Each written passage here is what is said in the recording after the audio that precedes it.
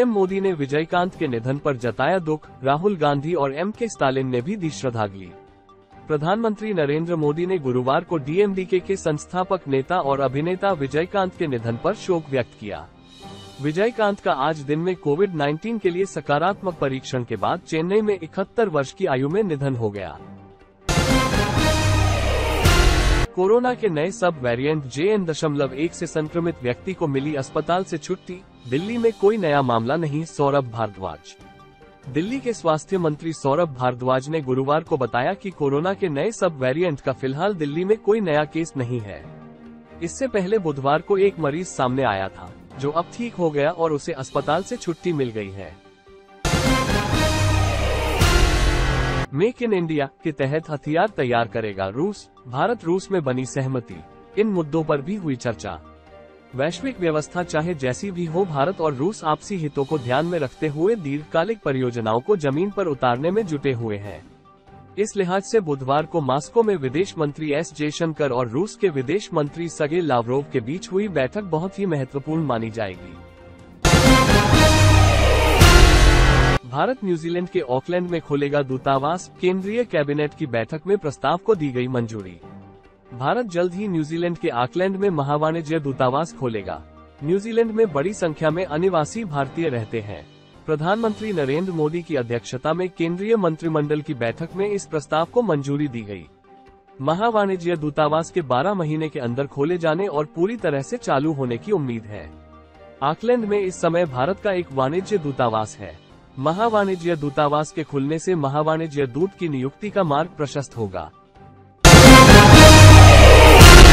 कारोबार और कनेक्टिविटी पर केंद्रित रही जयशंकर लावरोव वार्ता। रूस को भारत के पश्चिमी और पूर्वी तट से जोड़ने की तैयारी।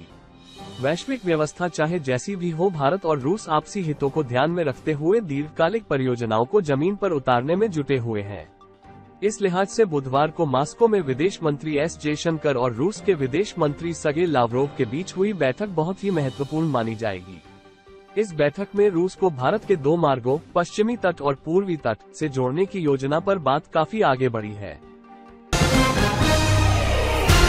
भारत ब्रांड के तहत आटा के बाद अब सस्ता चावल बेचेगी सरकार। जल्द होगा ऐलान। देश में चावल की कीमतों में तेजी देखने को मिली है। चावल की कीमतों को नियंत्रण करने के लिए सरकार अब FCI चावल को भारत ब्रांड के तहत बेचने के प्रस्ताव पर विचार कर रही है।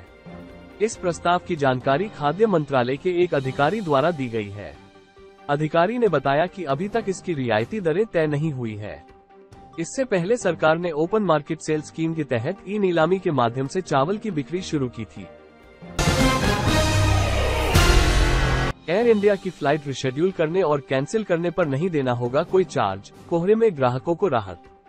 विमानन कंपनी एयर इंडिया ने बुधवार को कहा कि दिल्ली हवाई अड्डे से आने जाने वाले यात्रियों की उड़ानें अगर कोहरे के कारण प्रभावित होने की आशंका हो तो वे बिना किसी अतिरिक्त शुल्क के अपनी बुकिंग को पुनर्निर्धारित या रद्द करा सकते हैं। CBSE बोर्ड ने प्रैक्टिकल एग्जाम की गाइडलाइंस जारी की। स्टूडेंट्स और स्कूल करेंगे फॉलो। CBSE बोर्ड के प्रैक्टिकल एग्जाम में सम्मिलित होने जा रहे लाखों स्टूडेंट्स के लिए अपडेट। केंद्रीय माध्यमिक शिक्षा बोर्ड ने सेकेंडरी और सीनियर सेकेंडरी कक्षाओं के लिए वर्ष 2023-24 की आयोजित की जाने वाली बोर्ड परीक्षाओं के प्रैक्टिकल एग्जाम को लेकर गाइडलाइंस जारी की है।